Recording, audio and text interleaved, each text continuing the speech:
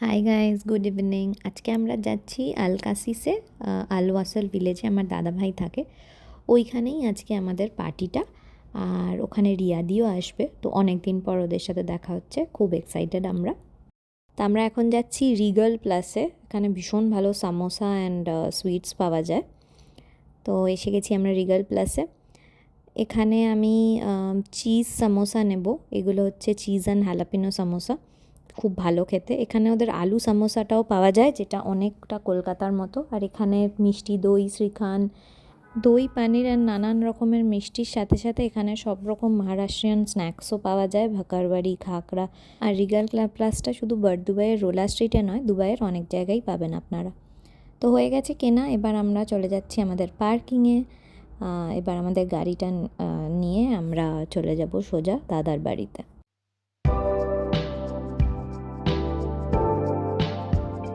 পৌঁছে গেছি আমরা দাদার বাড়িতে, আলকাসিসে, আলওয়াসল প্রপার্টিজ। আর এই যে আমার দাদার সাথে দেখাও হয়ে গেছে। তো বলছে যে আগে যদি জানতাম তুই ভিডিও করবি তাহলে একটু ভালো করে সেজে গুজে আসতাম।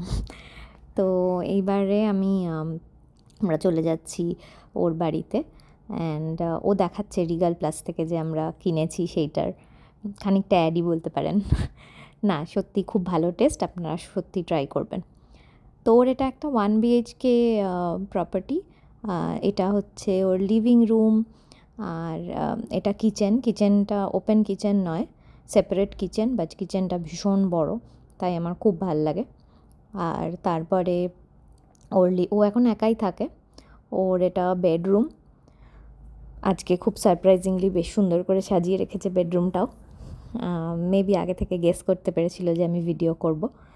তো এবার ওর একটা খুব ছোট্ট বা সুন্দর বারান্দাও আছে। এখানে যদিও অন্ধকারে কিছুই সেরকম আপনারা দেখতে পারবেন না। তো আমি কালকে সকালবেলা এখান থেকে বেরোনোর সময় ওয়াসল প্রপার্টিজের ভিডিওটা আমি অবশ্যই দেবো আপনাদের সবার জন্য। আমাদের খুব খিদে পেয়ে গেছে, তাই আমরা আলু সামোসাটা এখন খেয়ে নিচ্ছি, আর জিলিপি আর চিজ অ্যান্ড হ্যালাপিনো সামোসাটা আমরা রাখছি পরে রাতে খাবার জন্য, অ্যান্ড ব্যানানা চিপসটাও। এবার আমরা এখানে তাড়াতাড়ি করে খেয়ে নিয়ে আমরা বেরিয়ে গেছি রিয়াদিকে পিক আপ করতে। রিয়াদি এখানেই থাকে, অন্য একটা বিল্ডিংয়ে, আলওয়াসল প্রপার্টিজেই। কিন্তু আমরা তাও গাড়ি নিয়ে বেরিয়েছি ওকে আনতে। তো ওকে নিয়ে এবার আমরা চলে এসেছি আবার ফিরে এসে এবার আড্ডা স্টার্ট হবে। আর দাদাভাই পকোড়া বানাবে, তো সেই প্রসেস এখন এবার শুরু। এবার ও আগের বার একটা অন্য ভ্যারাইটি পকোড়া বানিয়েছিল, এবার আরেকটা অন্য পকোড়া বানাচ্ছে। তো দেখা যাক কিরকম সেটা খেতে হবে। রিয়াদি ওকে হেল্প করছে, আর আমি পাশে দাঁড়িয়ে দাঁড়িয়ে ভিডিওটা নিচ্ছি। আমি প্রুফ রাখছি যে ও মাঝে মধ্যে রান্না করে আমাদেরকে আসলে খাওয়ায়। বল তোর দাদাভাই খুব সুন্দর একটা পকোড়া বানিয়েছে, বল না খেয়ে কি করে বলবো? দেখে বুঝতে পারছিস না? না দেখে বুঝতে পারছি না, যদি বাজে খেতে হয়। বল আর ভিডিও তোমার কি অনেক স্কিল রান্নার? হ্যাঁ, বলছি যে আমি মানে বল।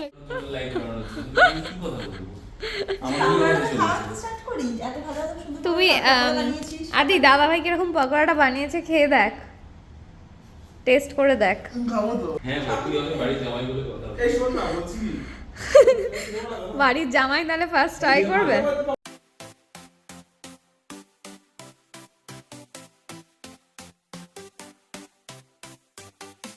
অনেক দিন পর আমাদের জাস্ট দারুণ আড্ডা হলো, কেন কি দাদাভাই এবং রিয়াদির সাথে অনেক দিন দেখা হয়নি। ওরা আগে আমাদের ওখানেই রোলা স্ট্রিটে থাকতো, কিন্তু এখন ওরা শিফট করে গেছে এখানে, তাই অত ফ্রিকোয়েন্টলি দেখা হয় না। আমার ঠিক পিছনেই দাদাভাইয়ের বার ক্যাবিনেটটা ছিল, অ্যান্ড ওদের দারুণ কালেকশন। তো এখানে এলে ওটা আমাদের মাস্ট যে আমরা দারুণ পার্টিটা হয়। এবার দাদাভাইয়ের পকোড়াটা খেয়ে দেখার পালা। খেয়ে আমরা এবার বলছি কীরকম খেতে হয়েছে।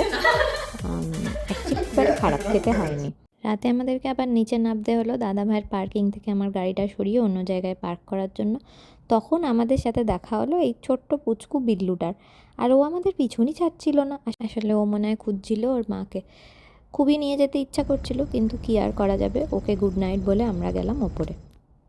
আমাদের উঠতে উঠতে অনেক দেরি হয়েছে, তারপরে আমরা ব্রাঞ্চ করে এখন বেরিয়ে পড়েছি। আপনাদের বলেছিলাম আমি সকালবেলা ওয়াসল প্রপার্টিসটা দেখাবো, তো ভীষণই ভালো প্রপার্টিসটা। এখানে প্রচুর প্রচুর বিল্ডিং আছে, কিন্তু যাদের গাড়ি নেই তাদের জন্য এখানে থাকা খুব মুশকিল, কেন কি অফিস যাওয়াটা ভীষণ একটা প্রবলেম। এরপর আমরা এখান থেকে যাচ্ছি, পাশেই আছে লুলু ভিলেজ, ওখান থেকেই আমাদের পুরো উইকের গ্রসারিটা করে নিয়ে যাব।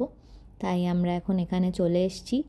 দাদাভাইও এসছে, রিয়াদিও এসছে, মেনলি আমাদেরই আছে বাজার করার। তো আমরা এখানে বাজার করে যদি আমাদের খিদে পায় তখন আমরা এখানেই কোনো একটা রেস্টুরেন্টে খেয়ে নেবো, কেন কি এখানে বেশ কয়েকটা রেস্টুরেন্টও আছে। লুলুতে এখানে ভীষণ ফ্রেশ মাছ পাওয়া যায়, তো আপনারা যদি ফ্রেশ বাঙালি মাছ, সব রকমের মাছই কিনতে চান তাহলে যে কোনো লুলুতেই যেতে পারেন, খুব ভালো ফ্রেশ মাছের জন্য। বাজার এবং খাওয়া দাওয়া সেরে এবার আমরা ফিরবো বাড়ি। দাদাভাইয়ের বাড়ি এখান থেকে 5 মিনিট, কিন্তু আমাদের এখান থেকে বারদুবাই যেতে মোটামুটি 30 মিনিট তো লাগবেই। আজকের ব্লগটা এখানেই শেষ করছি, আপনাদের সাথে দেখা হবে নেক্সট ব্লগে। Bye bye.